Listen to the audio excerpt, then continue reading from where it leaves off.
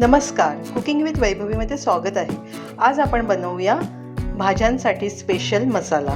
कधी कधी आपल्याला कंटाळा आला की आपण फक्त कांद्या तेलावर परतून जी भाजी बनवतो त्याच्यामध्ये हा मसाला घातला तर भाजी छान रुचकर लागते। हा असा मसाला तुम्ही करा।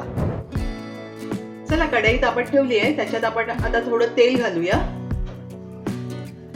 तेल तापलं की लसूण, थोडे शेंगदाणे,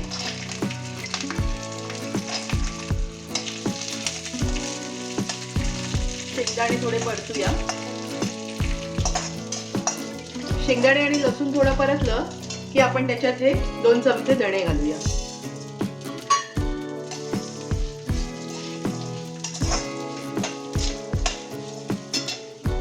एक चमचा बडीशेप, 1 चमचा जिरं, आणि याला आपण चांगलं परतून घेऊया। बघा, हे सगळं मसाला थोडा परतला की आपण त्याच्यात थोडी 2 दालचिनी, 7-8 लवंगा आणि 10-15 काळी मिरी घालून चांगलं परतून घेऊया।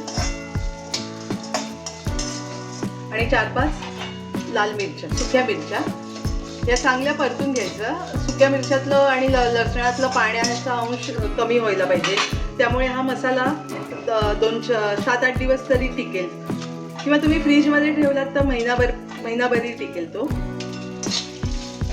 कधी आपल्याला घाई असते तेव्हा आपण साधी भाजी बनवणार असतो सुकी, तेव्हा हा मसाला एक घातला की बाकी काय घालायला नको। हा बघा, मसाला आता चांगला परतला गेलाय आणि चांगले शेकले गेले। आता आपण काय करूया, शेवटी ह्याच्यात 2 चमचे तीळ घालूया। तीळ घातले की तीळ थोडे तडतडले की गॅस बंद करून गार झाल्यावर हा मसाला आपण वाटून घेऊया। ही बघा, मिरची अशी चांगली चुरचुरीत शेकली गेली पाहिजे चांगली, त्यामुळे मग ती वाटेल छान बारीक वाटते। आता आपण हा मसाला वाटून घेऊया।